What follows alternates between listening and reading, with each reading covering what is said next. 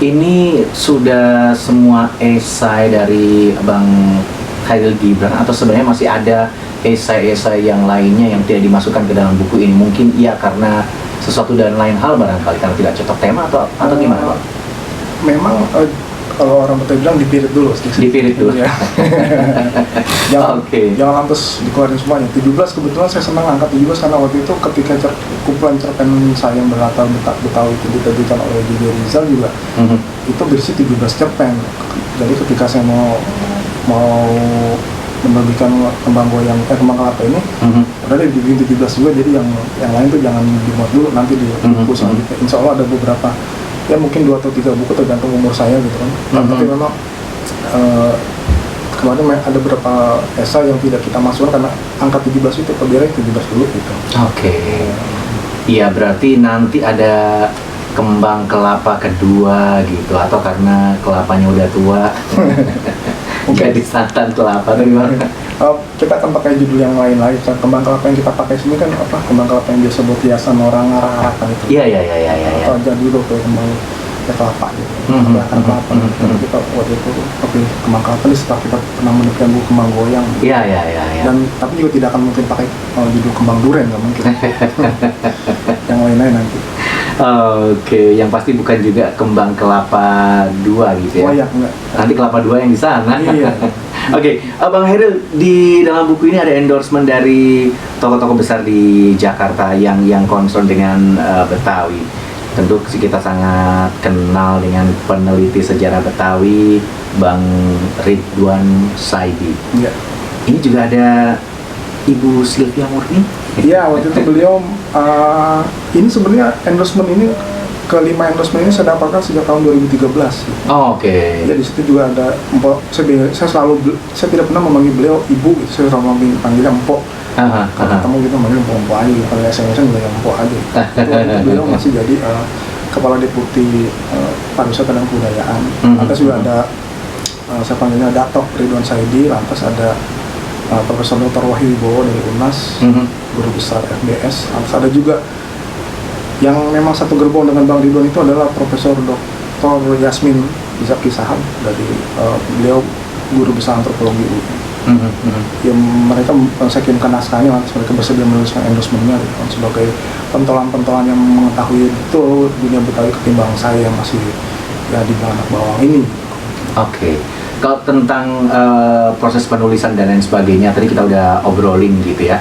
Saya ingin tahu dari kacamata Bang Khairil, sebenarnya kalau kita melihat budaya Betawi pada saat mulai dari Batavia sampai sekarang Jakarta ini, benang merah yang ditangkap Bang Khairil seperti apa sih Bang?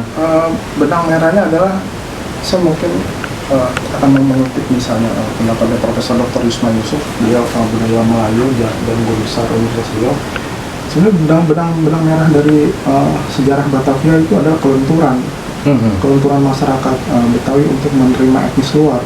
Iya. Yang jika tidak lentur, maka di tanah Betawi ini setiap hari akan muncul pertumpahan darah antara orang Betawi dengan orang luar.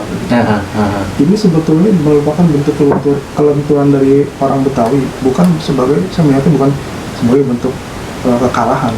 Oke. Ini adalah bentuk kelenturan, keterbukaan dan very welcoming. Ya, very welcoming. Akhirnya kita mengenal misalnya ada orang Betawi Cina, ada Betawi Arab, ada Betawi Belanda gitu kan, ada Betawi India, ada Betawi Pakistan gitu kan. Itulah bentuk kelenturan memang yang di daerah pesisir itu biasanya orangnya akan menjadi lebih lentur gitu. Dan kebetulan karena Betawi ini menjadi pusat pemerintahan, menjadi pusat pergerakan aktivitas nasional, makanya banyak yang lain-lainnya juga datang ke Betawi. Iya, betul. Termasuk saya jauh-jauh dari Surabaya. Iya. Nah, itu dipandang sebagai apa oleh tokoh budaya Betawi seperti Bang Khairil ini? Bukan kaum urban yang mendesak budaya atau mengikis budaya Betawi atau gimana? Kalau dibilang mendesak, kita harus melihatnya dari kacamata yang mana dulu nih gitu. Iya. Ketika orang luar datang ya kita sebagai orang daerah pesisir gitu kan, Batavia itu sebagai kota yang terbuka, ya kita membuka itu kan terjadi juga di di kota-kota lain sepertinya ya. Di Surabaya juga kan orang luar juga banyak yang Iya. datang gitu kan. Ketika orang luar itu udah datang, kita membukanya dengan lapang dada, dengan tangan terbuka, pada akhirnya terjadi kawin mawin itu. Kawin mawin itu yang menunjukkan akhirnya seperti saya bilang tadi, ada Betawi campuran gitu. Iya, iya. Sebagai orang Melayu, kalau Bang Ridwan saya dibilang Betawi itu Melayu memang betul, tapi saya lebih pernah bilang juga ke beliau bahwa orang Betawi itu adalah Melayu yang mendapat pengaruh lain gitu, orang Melayu yang mendapat campuran misalnya dari Belanda, dari Cina segala macam gitu. Iya. Nah itu yang harusnya, itu sebenarnya sisi positifnya orang Betawi itu, mereka sangat terbuka, mereka tidak anti terhadap orang luar gitu kan.